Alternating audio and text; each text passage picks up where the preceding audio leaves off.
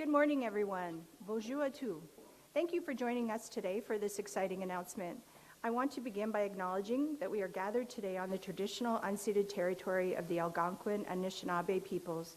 I wish to recognize a long history of First Nations and Métis people in Ontario and show respect to them today. My name is Kelly Daize, and I'm the Executive Director of the Kanata North Business Association. I'm very pleased to be here and welcome you to Hub 350. KNBA represents over 540 technology companies which generate over $13 billion to the Ottawa region's GDP. They also employ over 33,000 people right here in Canada's largest tech park. The Government of Canada plays a very important role in driving and in enabling innovation. It is my great pleasure to welcome the President of the Treasury Board and Minister of Transport, the Honourable Anita Anand, to deliver some good news to us today.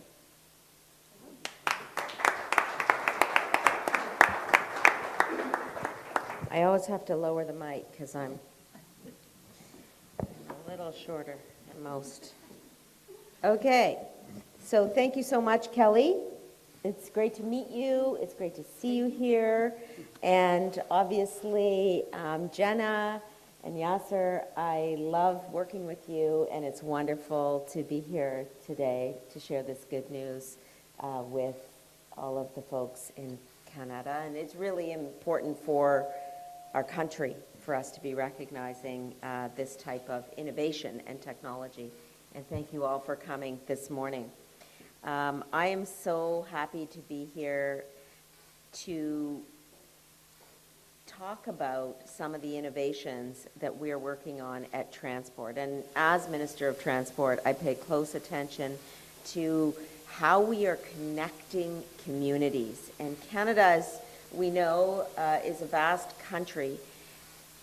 Within this vastness is a network of roads, and those roads are key to what we do in this country, connecting families, connecting businesses, ensuring that we have efficient and effective communities and businesses.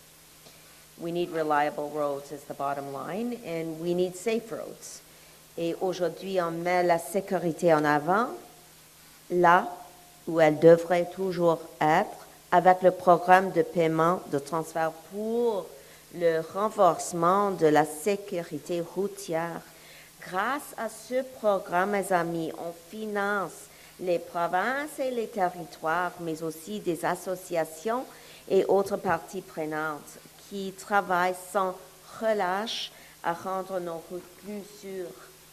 Et c'est pourquoi aujourd'hui, on annonce un financement de 14,6 millions de dollars dans le cadre de ce programme. Today, I am happy to announce $14.6 million in funding for 35 projects across the country, including right here in the Ottawa region. One of these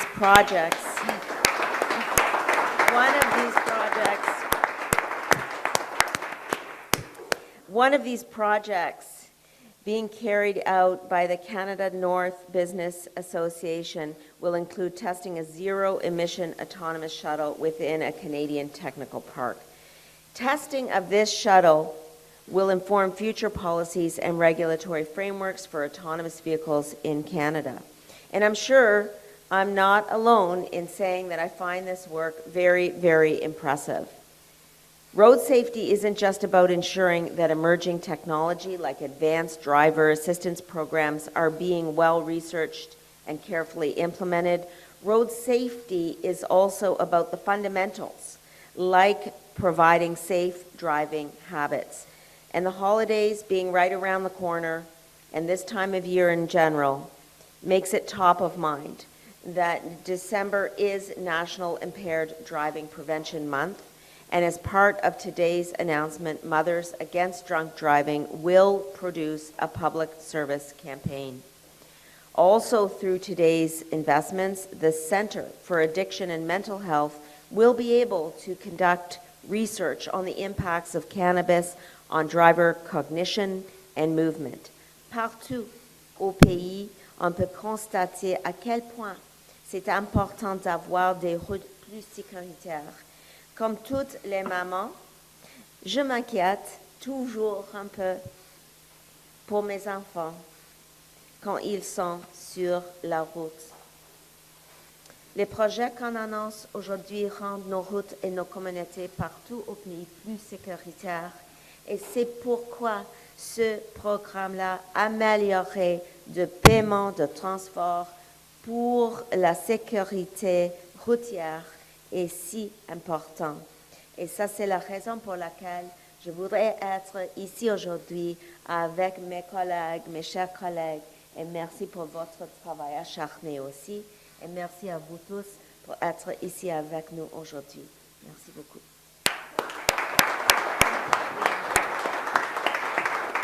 Thank you. Thank you so much, Minister Anand, for sharing the announcement with us. I'd now like to invite the Minister of Families, Children and Social Development and Member of Parliament for Kanata Carleton, the Honourable Jenna Sudds, to the podium.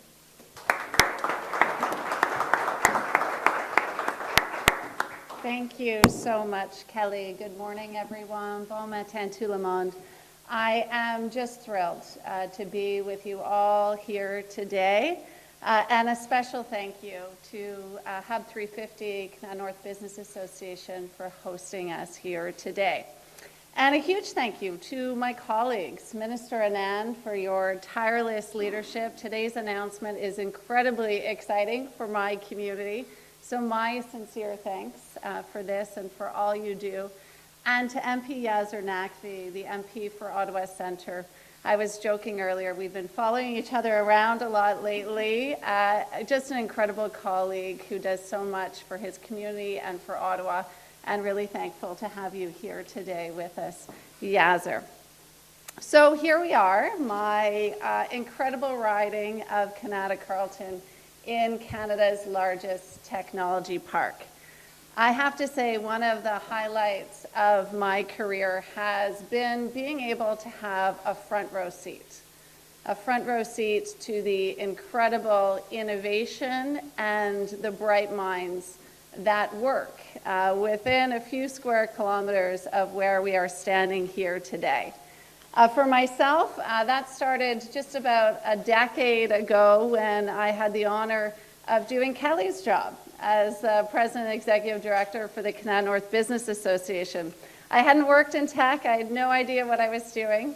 I used to drive downtown every day to my federal government job, stuck in traffic, but I was intrigued by what was happening here in my community and in this technology park.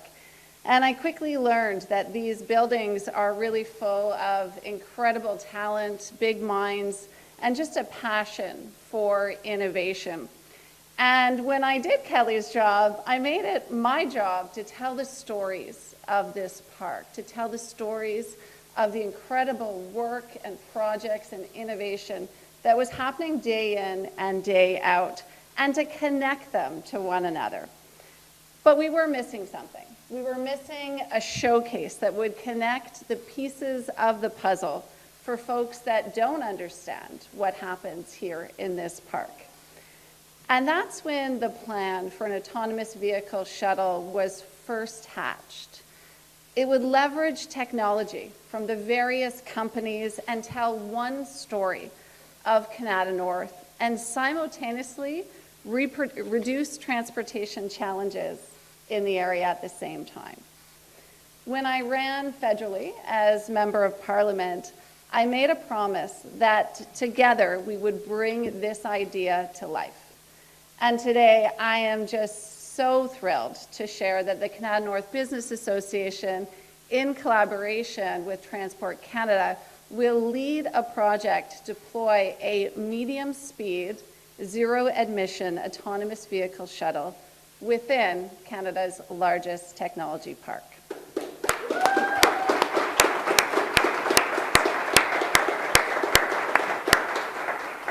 So through the Enhanced Road Safety Transfer Payment Program with Transport Canada will provide $1.4 million towards this $2.2 million project. The shuttle will help to reduce transportation challenges within our community, and it will help to inform future regulatory frameworks for autonomous vehicles right across the country. Because the pace of change in our world is increasing, especially regarding the vehicles that we drive every day, the projects that we fund today will undoubtedly become the gold standard that will help us get from A to B safely in the future. I'd be remiss if I didn't mention that this AV shuttle project has been very much a team effort since day one. There are a number of partners in the room today. Of course, as I mentioned, Kelly and Aaron as well from Kanata North Business Association, as well as Origo Canada. I see Dana in the back of the room. Area X.O and Invest Ottawa. I see Sonia Shorey and I believe Rebecca here as well. The City of Ottawa, I'm not sure if Omar is here, but he's been certainly instrumental in helping guide this. The University of Ottawa, Sean, as well, of course, as Wesley Clover, both Terry Matthews and Veronica Farmer. And there's other champions. I know I saw Ben here as well, Ben Morris, now with Centronics, and Guy Levesque, who is with now University of Calgary. This is truly a team effort, and it is because of the organizations, the companies, the people in this room that we were able to see such an incredible project proposal and project come to life here in the park. So these partners will leverage contributions from EcoSafeSense, from Burke Street, from Deaf AI, CRA, Zendelity, Trellis, and SoLink, who I see at the back of the room as well. So I can't wait to see this project come to life. And in closing, I'd also be remiss if I didn't mention that there are a number of projects in the Ottawa region that are moving forward through this funding stream. Another project led by Area X.O, Invest Ottawa, one through Carleton University, as well as SMAT's Traffic Solutions, just to name a few. And I think that demonstrates the strength and the expertise in the autonomous space here in our nation's capital. So I can't wait to see all of these projects come to light. Again, my sincere thanks to all of the partners, to Kanata North Business Association for bringing this forward, and of course to my dear colleague, Minister Anita Anand, for her leadership. Thank you very much. Merci beaucoup.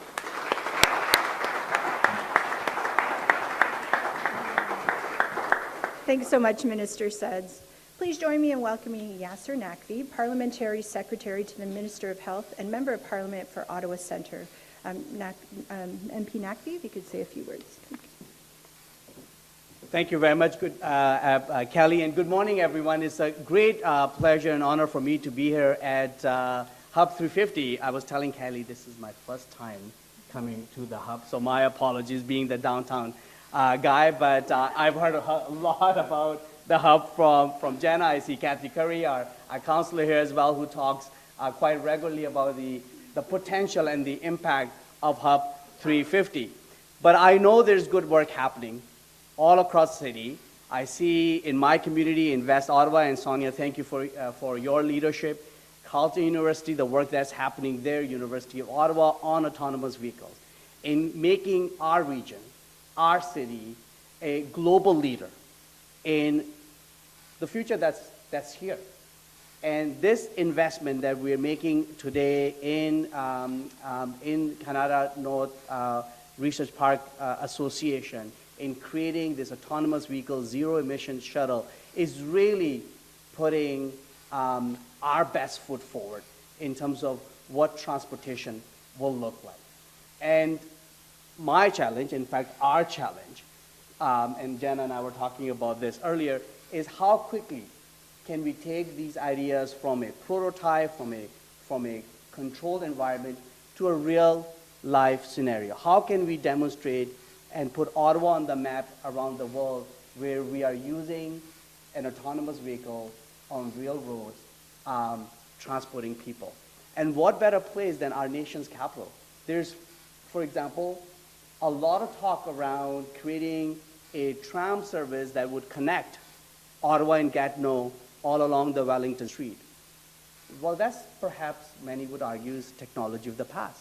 What if we ran an autonomous vehicle, a shuttle, the one you're creating, that would connect Ottawa and Gatineau downtown and run it on a loop so that those who work in the parliamentary precinct, those who work in federal government, those who come to that part of our city to do business with government are able to just hop into this autonomous shuttle and in fact talk about this technology around the world. So perhaps that should be our challenge. That's where I would like, all of us would like us to go in the direction, and we're confident with all the incredible talent that exists right here in our city and the work that all of you are doing, that we can accomplish this and put not only Ottawa, but Canada as a global leader and on the map when it comes to autonomous vehicles. Congratulations, and look forward to continue working with you. Merci beaucoup.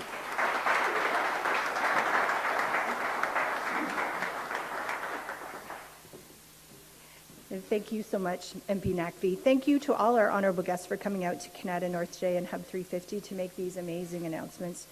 These ERSTPP projects will enable companies to innovate and commercialize and ensure Canada is a leader in road safety. I'd now like to turn it over to Laurent de Casanove, Press Secretary to the Minister of Transport, who will moderate the Q&A session. Good morning, everyone. So we will limit the media Q&A period now. I will invite media to ask questions from the microphone on the left-hand side. And please state your name and media outlet before asking your question. And way better. I'm going to repeat it again. So I invite you to use the microphone here for your media Q&A period, and state your name and media outlet before asking the question and follow-up. Thank you. Bonjour, ma question est pour Madame Anand Estelle Côté-Sroca de Radio-Canada. D'abord, j'aimerais vous parler des normes internationales au niveau de l'aviation. Le Canada ne les respecte pas totalement en ce moment. Des contrôleurs aériens, des pilotes sont inquiets. Je voulais savoir si vous trouvez ça inquiétant et qu'est-ce qui empêche le Canada de s'aligner à ces normes internationales? Quel est le problème au fond?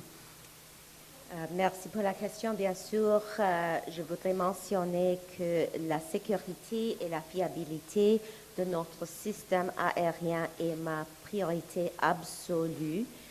Je lis le rapport maintenant et je vais continuer de travailler en étroite collaboration avec ICAO.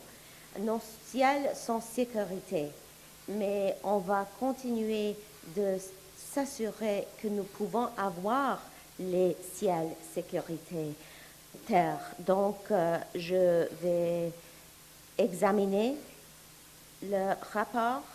Je vais avoir une autre opinion formale, mais maintenant, je vais dire que je vais continuer de travailler avec ICAO. J'ai rencontré avec les gens de ICAO il y a 2 semaines et c'est nécessaire d'examiner tous nos ciels, pas seulement ici au Canada, mais partout dans le monde, de s'assurer que nous faisons tout ce que c'est possible pour la sécurité de nos ciels et nos passagers. Merci.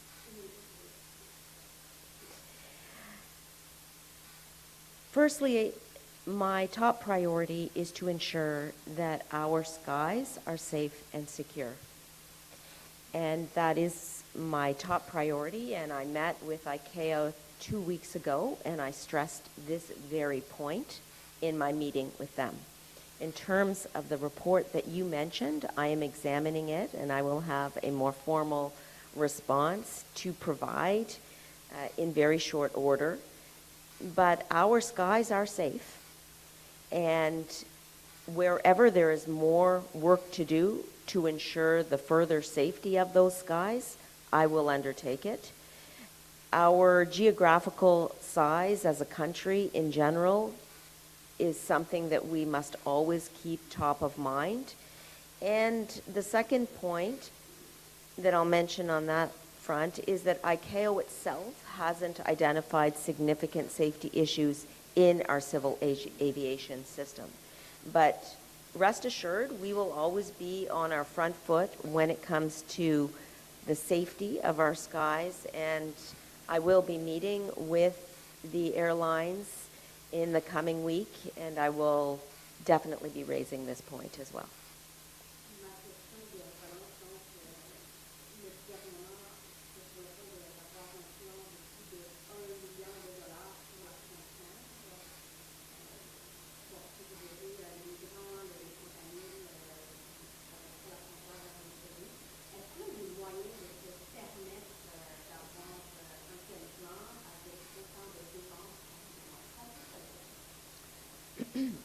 En français et en anglais. Oui, s'il vous oui, plaît. bien sûr. First, I'll start in English, I guess, first, given that that's the first word that came out of my mouth. But let me just say that the work that we have done on the borders is present and continuing. So as president of the Treasury Board, for example, I was responsible for reaching that collective agreement with the public servants at the border in June this year. And I also see hundreds of millions of dollars in government initiatives going towards the borders to ensure that they are more secure, whether it is through additional public servants and supports for public servants, or whether it is through additional equipment such as surveillance equipment. And so that work will continue as we consider the additional measures that we will take to secure the borders. The Canada-US Cabinet Committee is a committee that I sit on. We are meeting again this evening, and we will be taking up this issue without question, but rest assured, the work that we have done should be visible, and the work that we will be continuing to do to ensure greater security at the borders will continue. So let me just say in French now, les frontières sont très importantes pour nous comme gouvernement, mais aussi pour notre pays en général. Et nous avons déjà investi beaucoup d'argent dans nos frontières, pas seulement avec les fonctionnaires pendant le mois de juin, par exemple. J'ai confirmé une entente avec les fonctionnaires de CBSA là pour appuyer leur travail, et aussi nous avons déjà décidé d'investir plusieurs d'argent dans les frontières, dans l'équipement par exemple pour la surveillance de nos frontières. Le comité de Canada-États-Unis va rencontrer ce soir, comme toujours, et nous allons considérer plusieurs investissements dans nos frontières, mais on doit reconnaître que nous avons déjà investi dans nos frontières, et nous avons beaucoup de travail à faire, bien sûr. Nous allons le faire ensemble, comme gouvernement. Beaucoup de ministères vont travailler ensemble là-dessus, mais c'est plusieurs options, et nous allons considérer toutes les options. Ils sont sur la table pour nos considérations. Merci. Hello, Neville Hunt with the Community Voice newspaper here in Kanata. The city has plans to construct bus rapid transit lanes right within sight of here on March Road. They could obviously be used by the autonomous vehicle as well. The province has committed funding to the bus rapid transit. Should we expect federal funding to come? Okay, well, I'll start, and then I'll ask my colleagues if they'd like to answer further, given that they are the local representatives. Let me just say that I do not want the $14.6 million of federal funding that is being announced today to get lost in the conversation about additional important issues in this city and in this region. The $14.6 million for innovative research in the area of autonomous vehicles and emerging technology is something that is extremely important to us as a government to support innovation, to support business hubs just like this one across the country. It supports small and large businesses, it supports good paying jobs, and it supports innovative research. And in general, those are three priorities that we as a government take extremely seriously. Now, in terms of the local issues, the Department of Transportation does not have direct purview over public transit issues, so I'm going to turn the microphone over to my colleagues, Minister Sudds and Parliamentary Secretary Naqvi. Thank you. Thank you very much. Thank you, Neville, for the question. Unfortunately, Councillor Curry has left the room. But as you know, I used to serve as city councillor here in Kanata North, and so was always a proponent of moving forward with Stage 3 LRT, which does involve a bus rapid transit proposal up March Road. I think what we're seeing here in this business park in Kanata is planning for that. And I say that because of the investments, for example, that we're seeing on the corner by Nokia and on the opposite corner as well. There's a tremendous amount of excitement and planning for growth within this technology park because of the reality that there are future investments for public transit coming. What we're demonstrating here today, this $2.2 million project here in the technology park with autonomous shuttles, zero-emission autonomous shuttles, is one step forward, frankly, of being able to better connect this business community, this technology park, with other parts of the city. I remain committed, as does our government, to ensure that this community is well supported. And when the city moves forward to make an ask for Stage 3 LRT and including the bus rapid transit corridor up March Road, we've said before and we'll continue to say that we're there to support that. Thank you, Neville. A little over a month ago, Minister Anand asked the provinces to work together to share records about vehicle revinning. And has Ontario responded? And if so, what was the response? Thank you for the question, Neville. You're exactly right. Preventing auto theft is a central issue that we as a government are taking on board. And the amendments to the criminal code that we brought into place, the implementation of Bill C-48 that we brought into place, and the additional surveillance equipment at the border that we invested in are all part of the effort to ensure that the federal government is doing its part. In terms of your question, I want to reiterate that the federal government, while we do our part, we expect the provinces and the municipalities to do their respective parts within their areas of jurisdiction as well. And the issue of revinning is one, as you suggest in your question, that I raised with the provinces very recently, and I have received some responses from the provinces and am awaiting on others. In the meantime, I will be meeting with the Minister of Transport of the province of Ontario, Prabhat Sakaria, and we will discuss the revinning issue when we meet, amongst other things. I want to reiterate that we are, as a government, taking this issue extremely seriously. Auto theft is down by 19% across the country. This means that in our respective jurisdiction, what we are doing is effective, but we need everyone to do their own part on auto theft, and we will continue to call on the provinces and the territories to step up in the fight against revinning. We need to close that loophole. Thank you. Caitlin with CTV News. My question is for Minister Anand.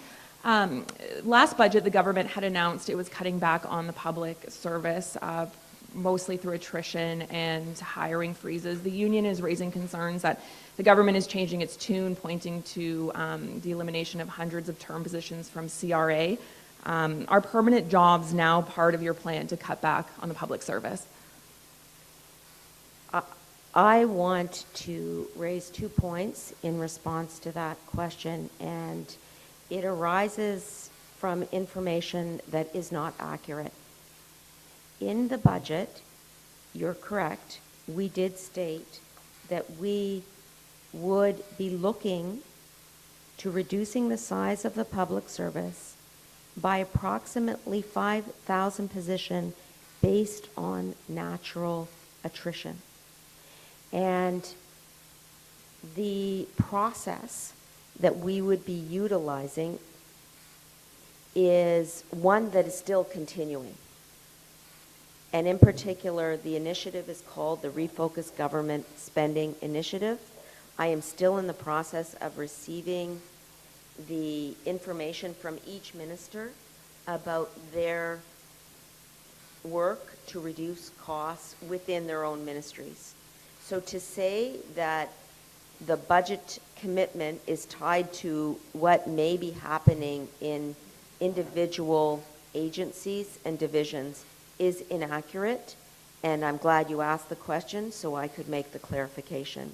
The second clarification that I would like to make did not arise directly from your question, but it is part of misinformation that the PSAC is promoting. And in particular, it relates to the non-permitted surplus and the use of the non-permitted surplus. And I want to stress the important role that democratic institutions, such as the PSAC, have in sharing accurate and genuine information. The non-permitted surplus is required to be transferred under legislation. And as a result of the legislation and the government's pension plan exceeding the amount specified in legislation, we are required to transfer it. And we transferred it to the Consolidated Revenue Fund while we consider next steps with the $1.9 billion. And I have publicly stated that.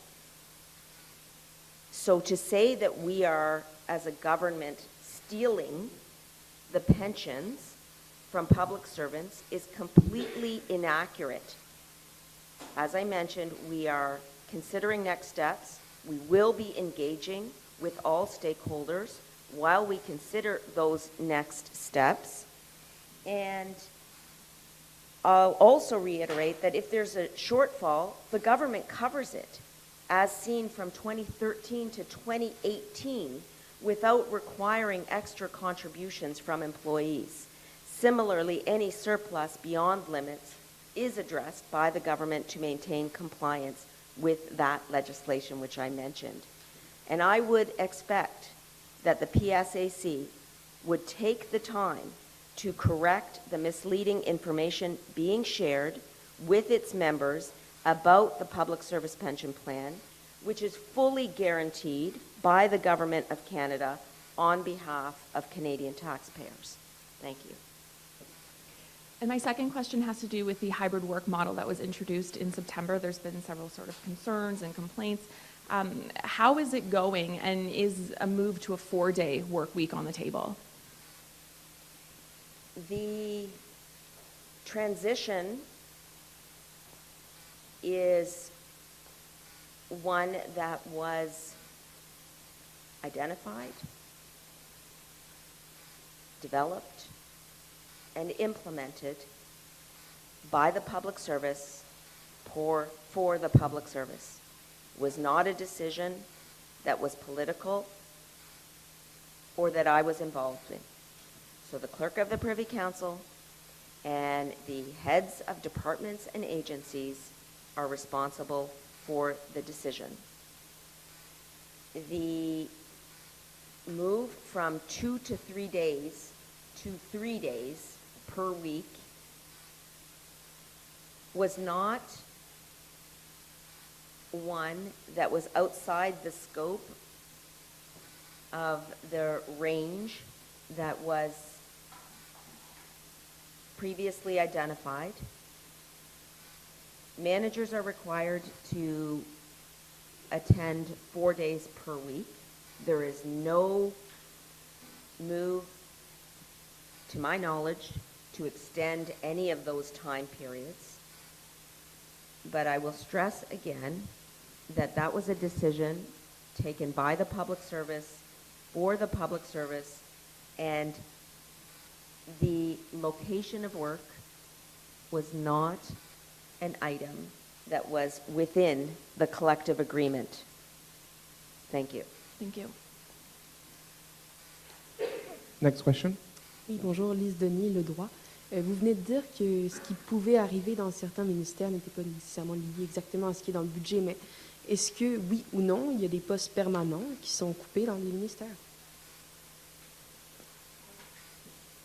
Pour moi, est-ce que c'est...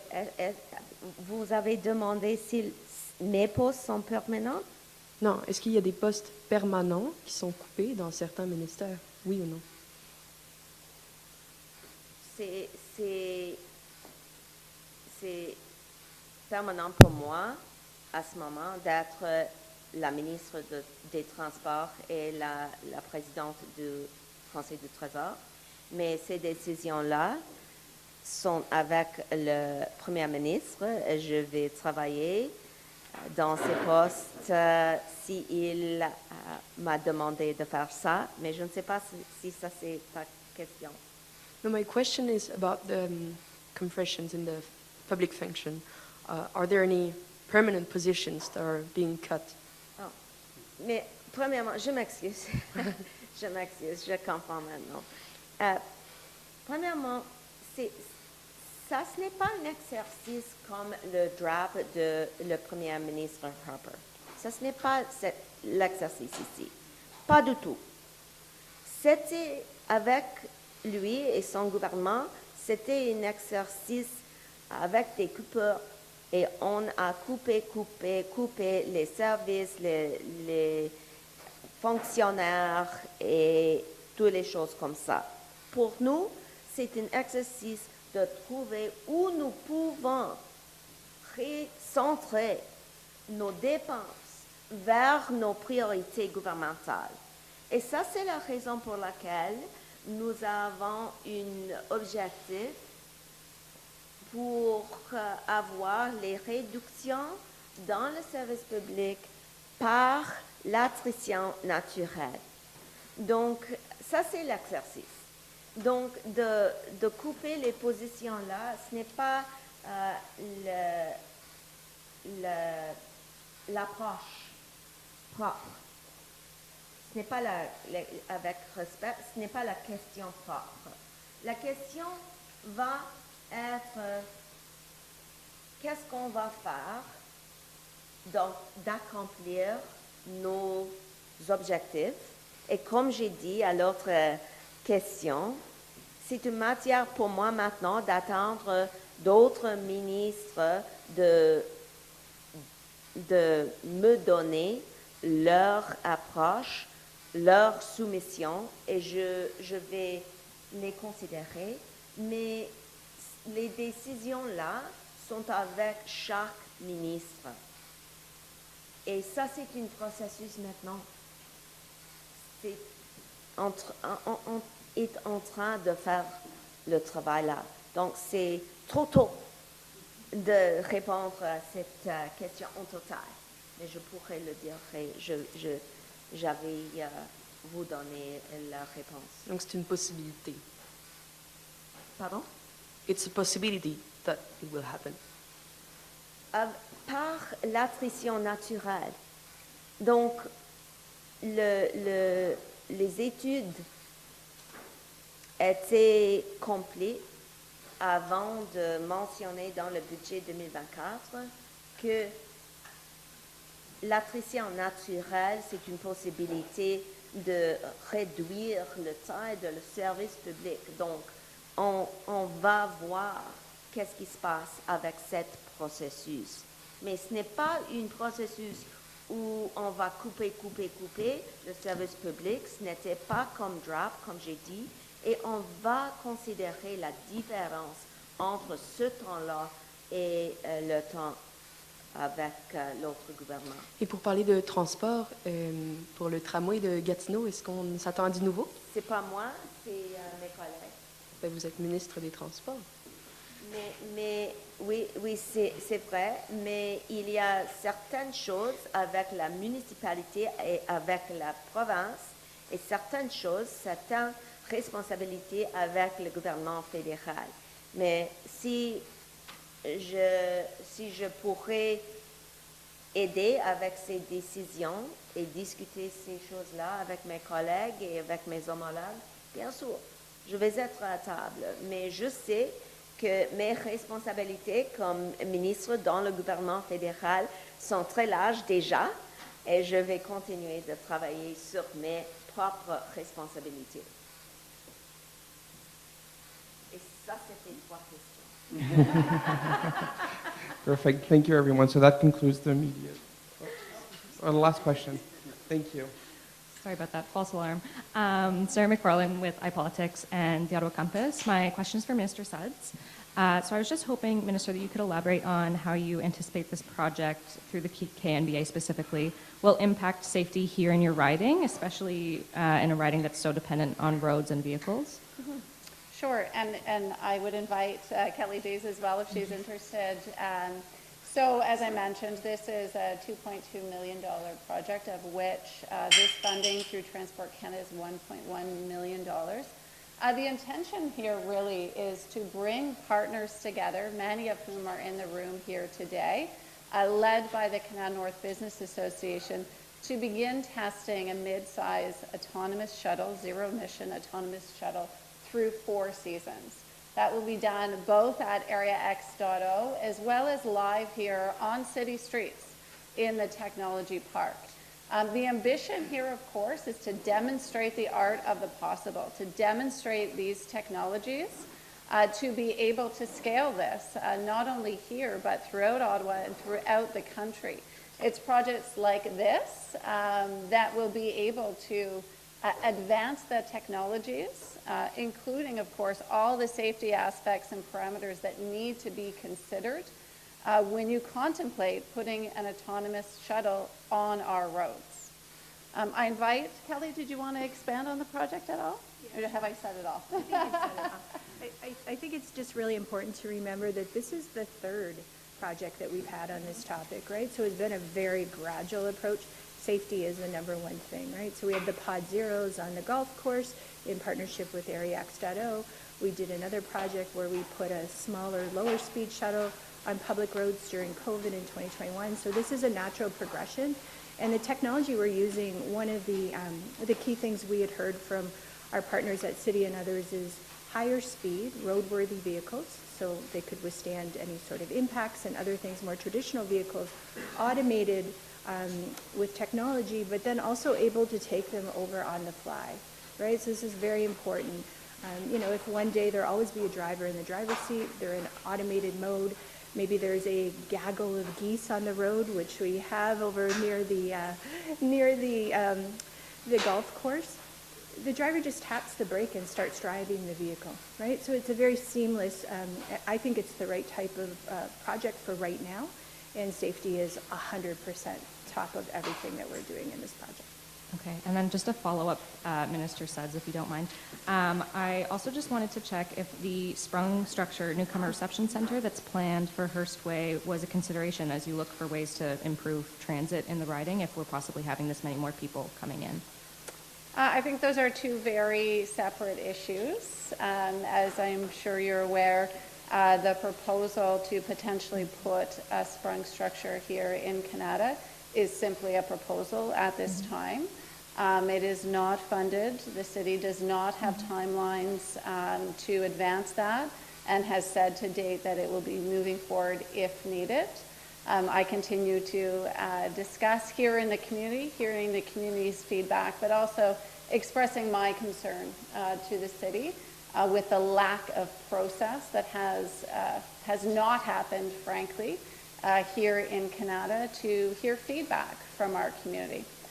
So I will continue to push those conversations, but I would stress this is an unfunded proposal that the city has put forward. Thank you. Thank you. All right, thank you. So that concludes the media Q&A period. Back to you, Mrs. Daize. Thank you. So thank you so much, everyone, for coming out to Kanata North and Hub 350. Thank you to all of our guests who are making out here to the west end of Kanata. So this concludes today's program. Please take a moment, though. I would encourage you at the back of the room.